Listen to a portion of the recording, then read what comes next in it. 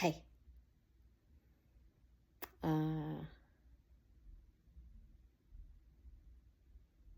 Greetings to all the beautiful, curious human beings out there.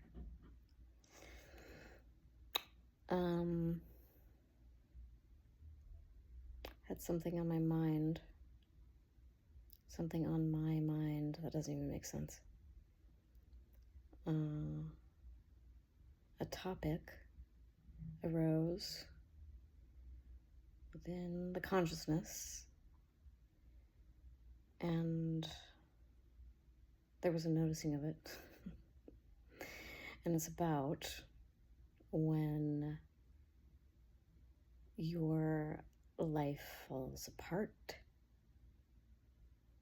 when things drop away. Commonly, I think we perceive it like, or at least I used to a lot, something being taken, something in my life being taken, a job, a relationship, something like that. A big thing, one of the big things. Maybe 2 or 3 of the big things at the same fucking time.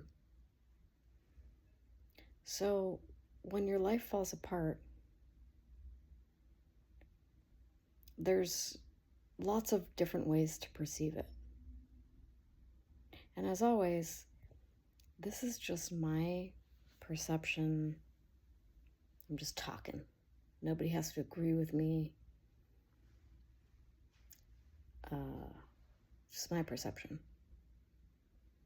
But often, and the way I used to perceive it, was that this was happening to me, like, this is happening to me. Maybe it's painful. Maybe there's a lot of grief in it. Maybe it causes a lot of instability. Maybe we really wanted that job or that relationship, and we're holding on to it. Don't want to let go. Want to make it work. Want to make it last. Want to make it permanent forever. Want to keep it. And what I came to realize is that, we don't get to keep anything here. Nothing is actually ours. We're the ones experiencing these things. People, circumstances. We don't get to keep anything here. And at first, this was kind of like an intellectual mantra, I think, It's like, okay, remember, Lily, you don't get to keep anything here. A protective strategy of the mind to make the loss more bearable. Reminders of the impermanence of this reality, of this realm. But the thing about it is, it didn't really emotionally or physiologically or energetically sink in or integrate or become clear until later. Now, the first time my life fell apart, I think I was like 29 or something like this. And it was, the story could be, this is probably the worst time in my life. I lost everything. I lost the relationship I was in, my partner, my stepson, my house, my job, my vehicles, my sense of safety, the illusion of control. It was kind of like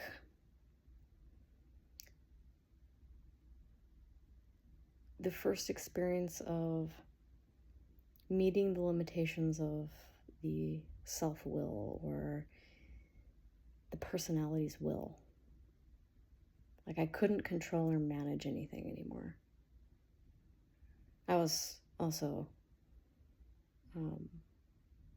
the time where I hit rock bottom in my addiction. So I really lost everything. And at the time, it was a very kind of shocking and traumatic thing, you know?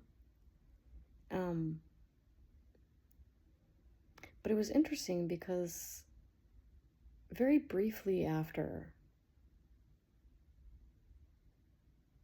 reflecting on the circumstances, it was kind of actually the first time that I felt loved by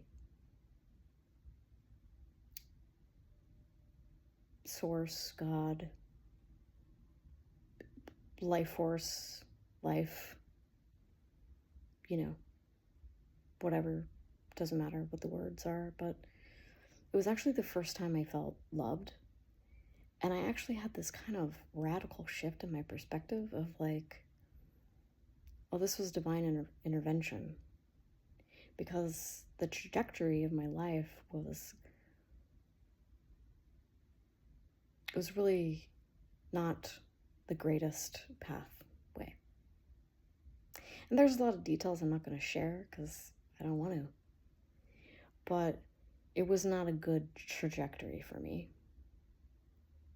And it was, was very unconscious, very traumatized. I didn't know it. And very codependent relationship. I was using substances and a lot of other things.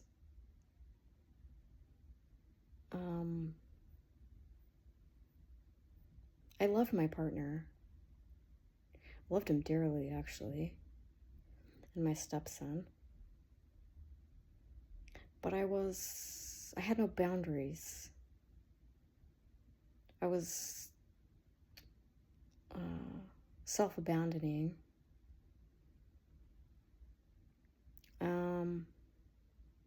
There was a lot of things in the dynamics in the situation of my life at that time that were not good for me. A lot of traumatic shit happened. And when my life fell apart, there was a lot of resistance and a lot of grasping for control. And then there was a realization that, oh,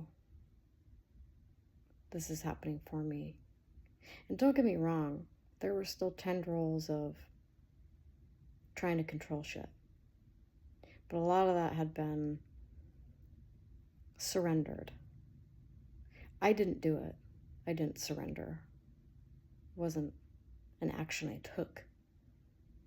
I just experienced the surrender, the meeting of the limitations of the will, the human personality will. And we're taught in life that if you put in the effort and the energy, all this bullshit about willpower, that it will be figured out. But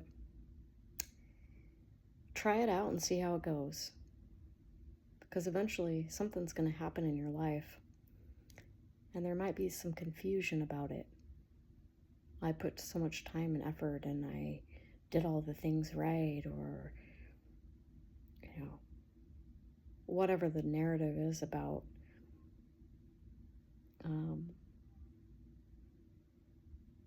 making things happen in your life. The core delusion there is this whole concept of me and my life. Me and my life. And this pressure to make ourselves something, someone, and to create some kind of a life. And later on, when I investigated this, many different layers of it, going into my body, accessing unconscious shadows, beliefs, perspectives, going all the way down childhood, all the way down to being in the womb, being a very small child, all the things, the information I've absorbed and the indoctrination that I went through, and the wounding and all that shit.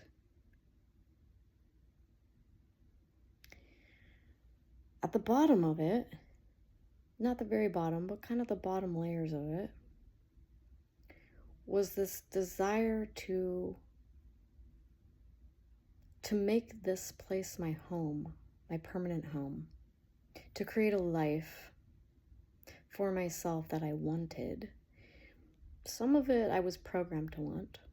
Some of it was a natural desire of what I wanted. Most of it was just programmed into me. This is what you want, and this is why, because it will bring you happiness.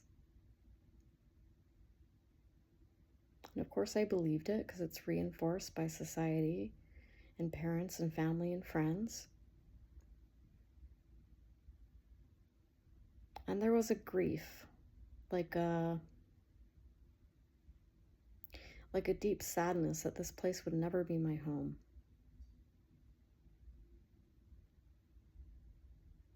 That this place could never be my home because it's not my home. I could never make a permanent life here. I could never concretize or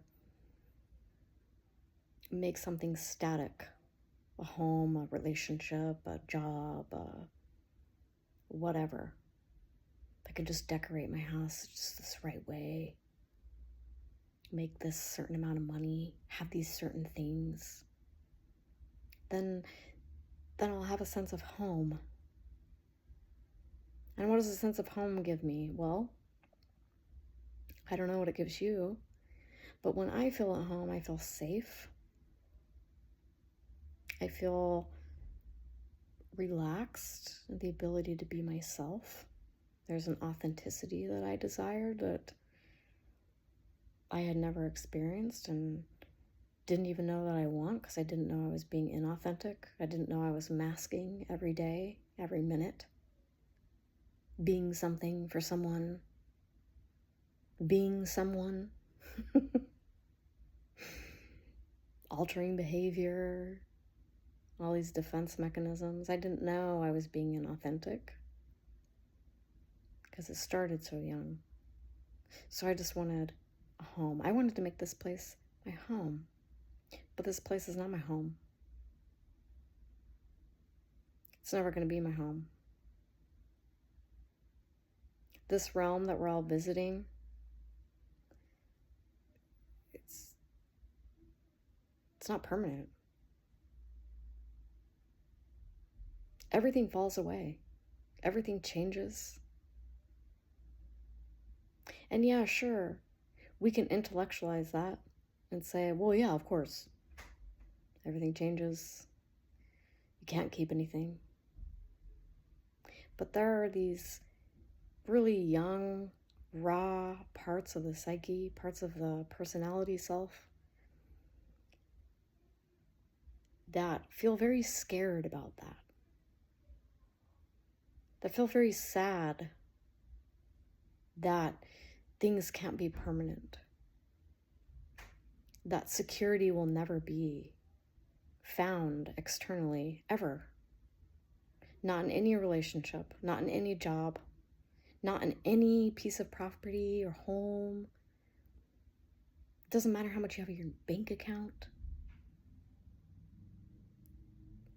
Security, safety, authenticity, a sense of home, it's never going to be found externally. Never.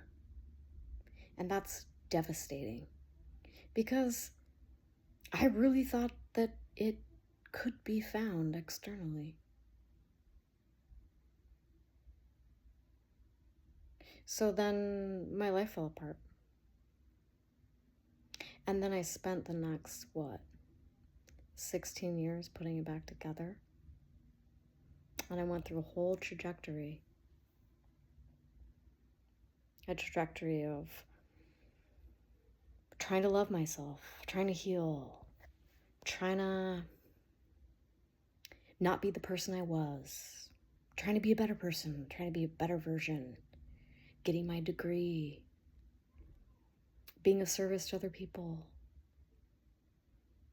finding a new partner, building a home with that partner, losing that partner,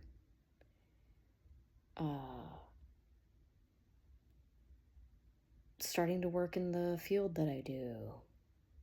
All these things, right? Building my life back up again. And it's so interesting because it just recently, over the last 4.5 years, just started falling apart again in different ways. Friends leaving because it's time for them to leave.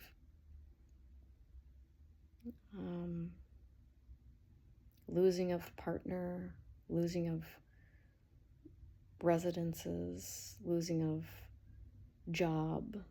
It doesn't matter if you choose to leave or not. That's besides the point. When things fall away, there's a loss anyway. It doesn't matter if you choose it or not. There's a loss.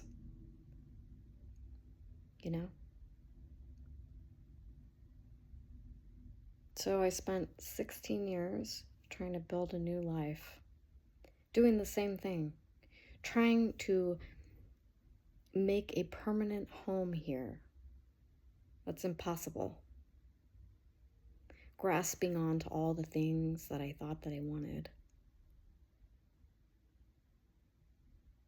Things that I thought would give me something. You see, it's never about the thing that you're trying to get. It's not really about the partner or the job or the stuff. It's about what these subconscious parts of ourselves think it's going to give you. What is it going to give me if I get the partner? If I get the baby? If I buy the house? If I decorate the house just right? If I get the property? And I'm not saying any of that's bad or wrong, or you shouldn't do that. That's not what I'm saying. I'm just saying we're never chasing these things in and of themselves. We're chasing the feeling that we think we're going to get when we get the thing. What is it going to give me?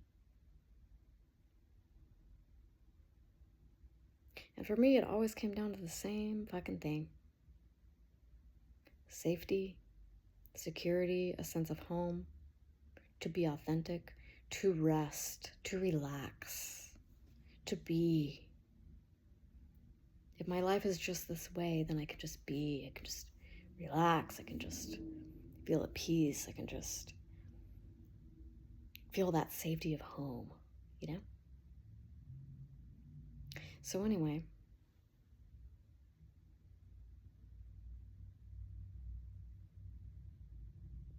things fall away, people fall away, circumstances fall away. And it could be something really devastating, like the death of a loved one. The foreclosure on your dream home, the loss of your dream job, the loss of a relationship. Then you were so in love with that person, they betrayed you or left you or whatever. Be something so devastating. And on the surface, it can feel like it's happening to you. But when I reflect on my life, everything that has fallen away has opened the door to new experiences or expanded my ability to feel compassion or to deeply care about humanity or to prioritize my values or to realize that consuming isn't going to give me shit. The feeling my house full of just the right things, it's not going to do shit. Never's going to.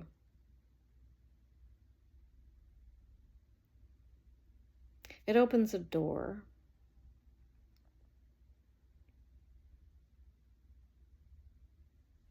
And there's something that happens like, in the awakening process or the healing process, where a lot of these things that are being taken away, a lot of these people and experiences that are falling away, they're not right for us anymore. Or they're just not in alignment with where we're going. It's like we need to let them go instead of holding on and creating a story that it's wrong and I'm a victim and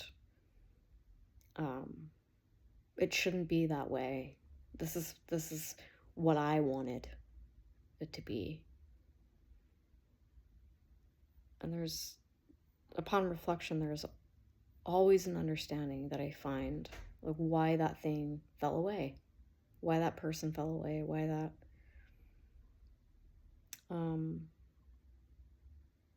relationship died.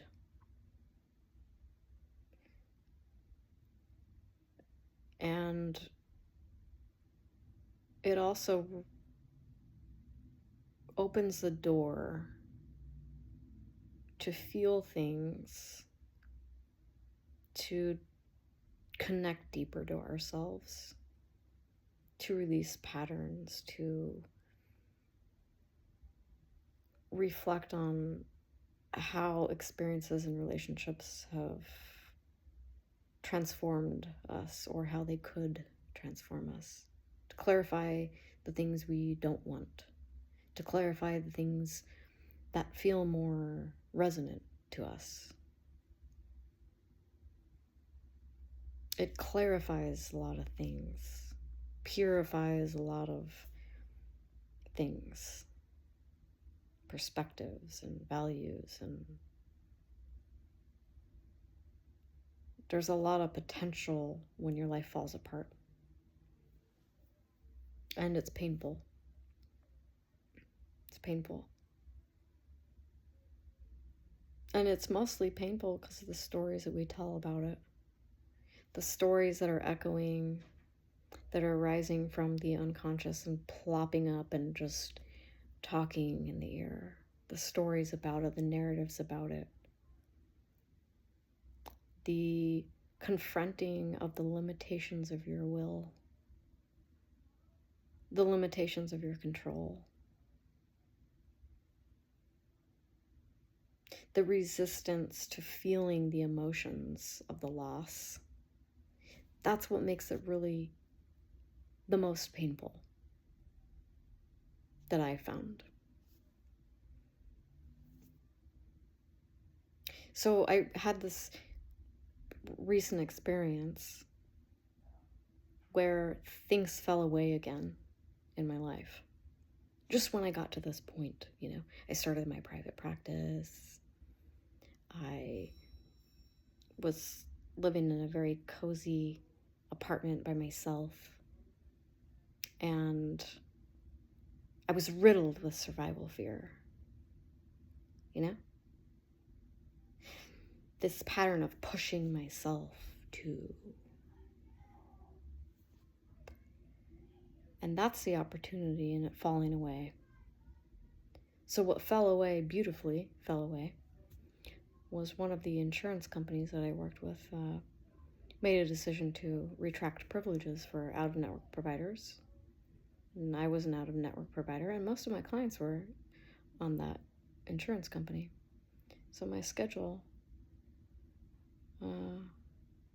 became light. And in that process, I realized that I don't want to live in a city anymore. This is stuff that I realized in myself. It's going to be different for everybody.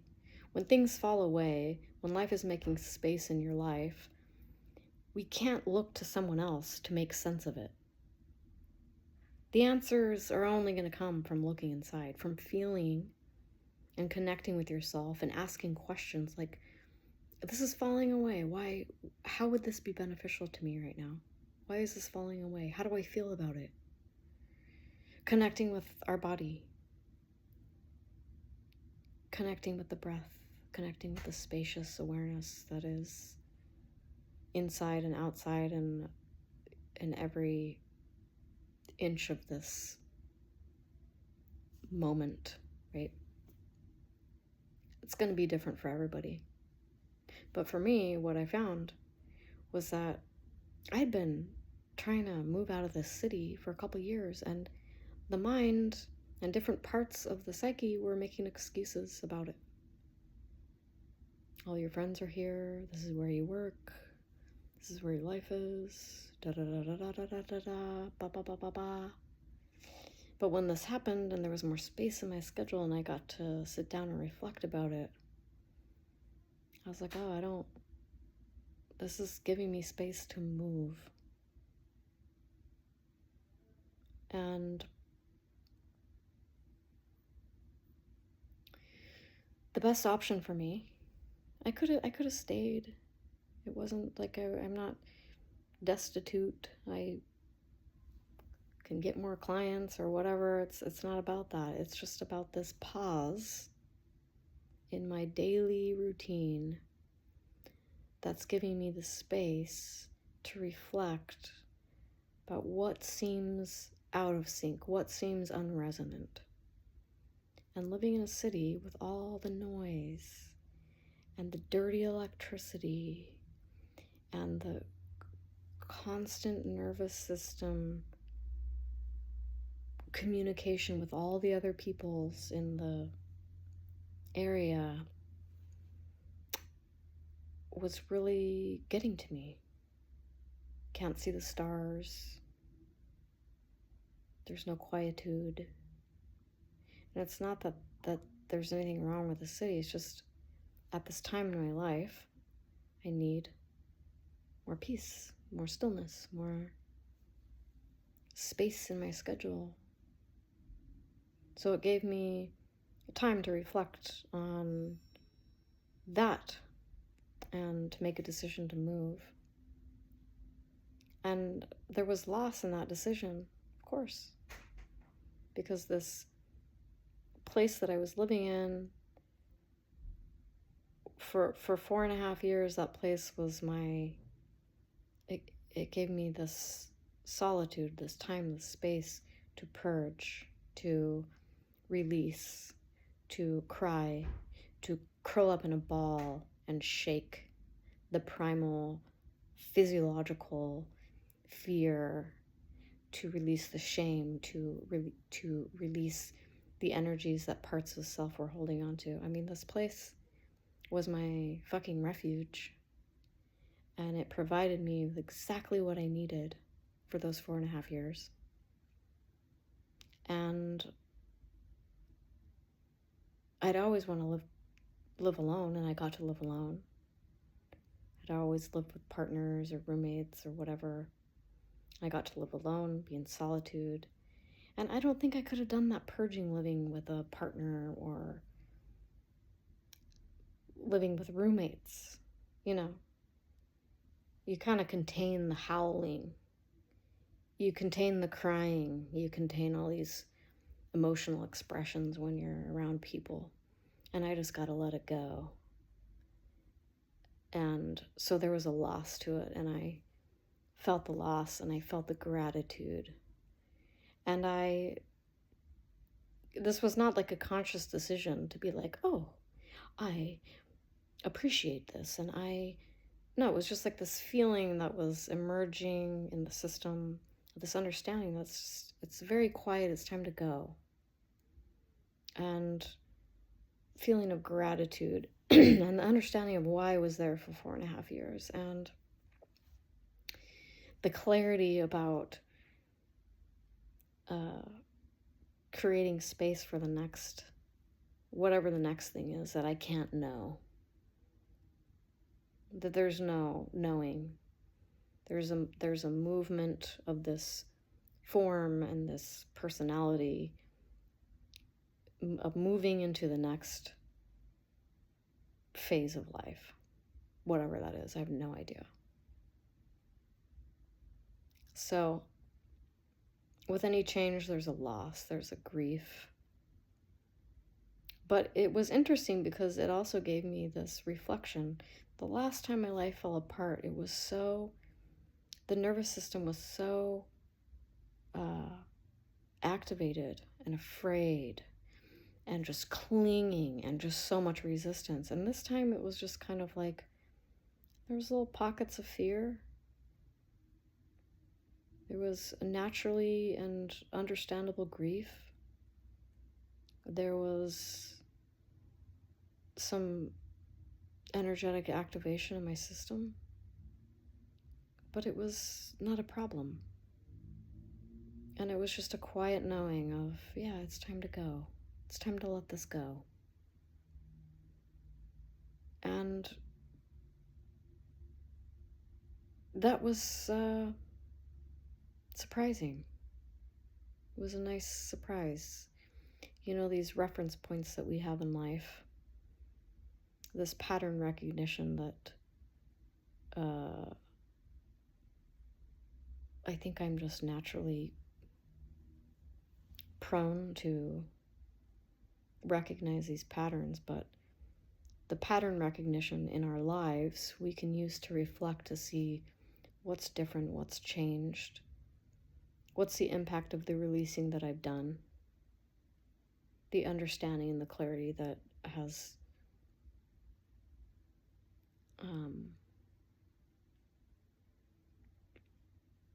come through releasing the energy and the information in the shadow, from releasing the trauma, from all the things in the nervous system.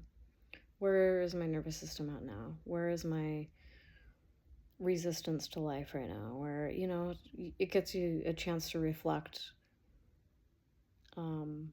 using psychological time as a tool. There's this last time and there's this time. What's different? And it was a pleasant reference.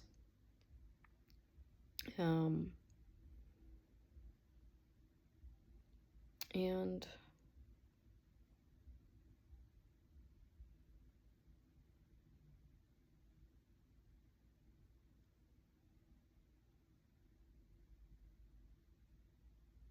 yeah, I just think about all the times in my life when relationships have ended or things have changed.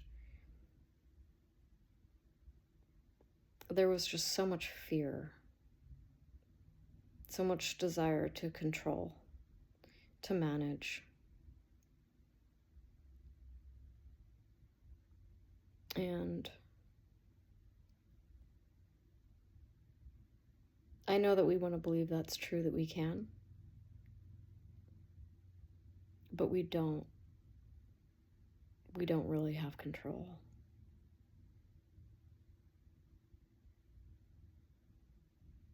And it was cool this time too, when the clarity emerged of like, oh, it's time to move.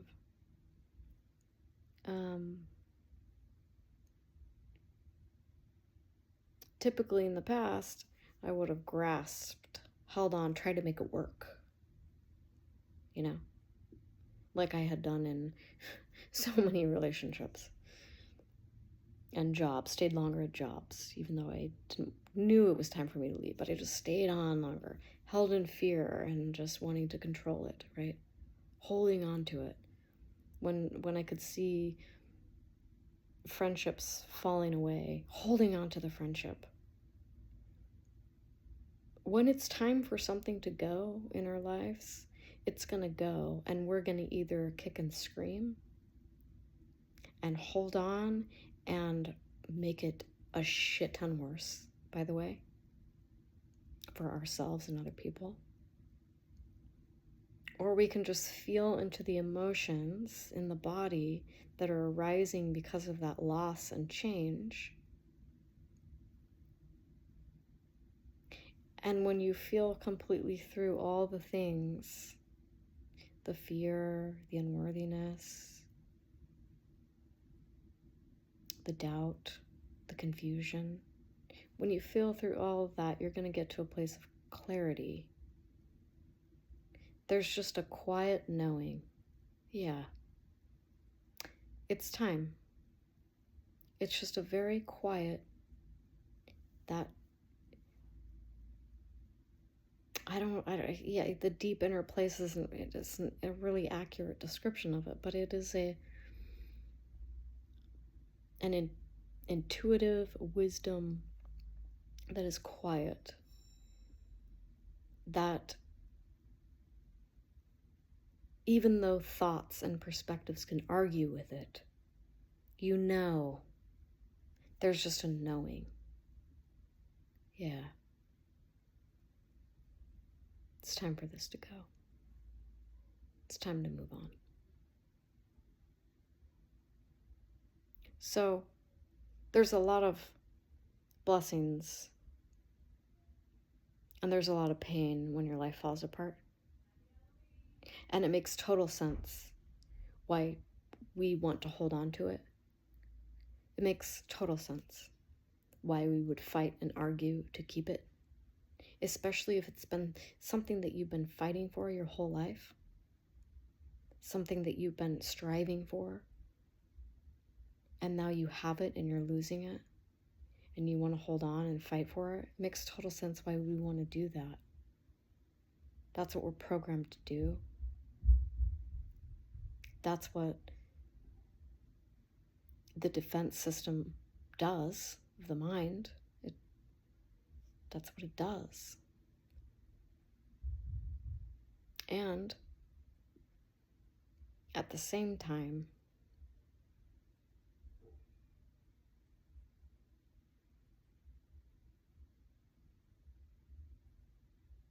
it is falling away.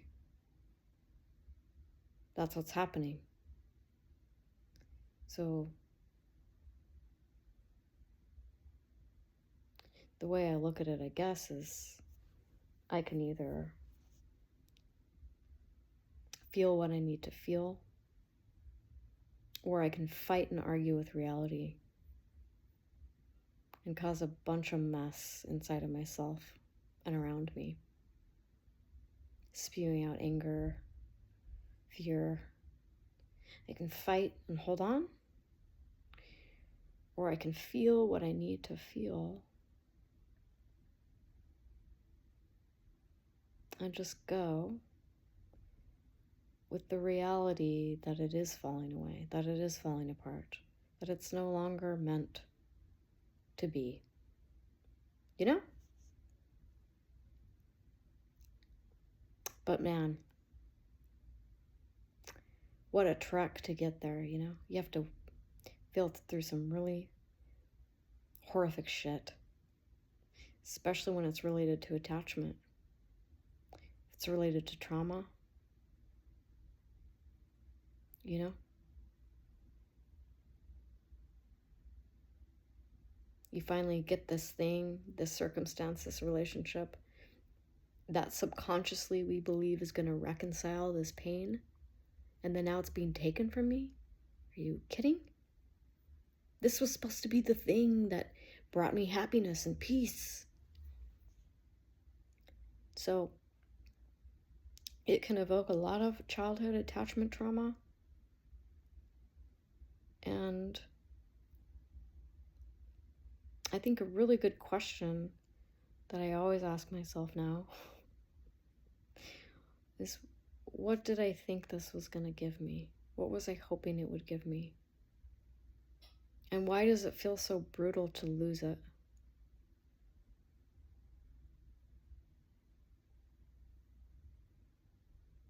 What is the feeling of losing it? What is that feeling? What am I feeling about that? What do I notice in my body?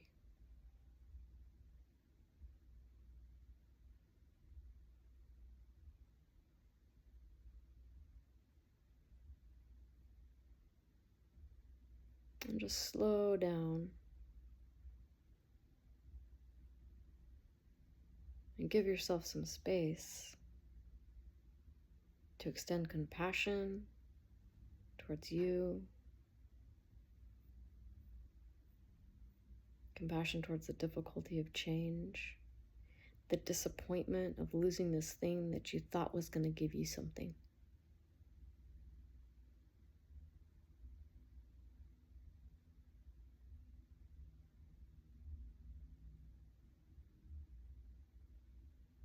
Yeah, we don't get to keep anything here. Not our bodies, not relationships, not houses, not clothes, not cars, not money. Nothing. Nothing is actually ours. We don't get to keep it. We get to enjoy it. We get to experience it. And then we get to grieve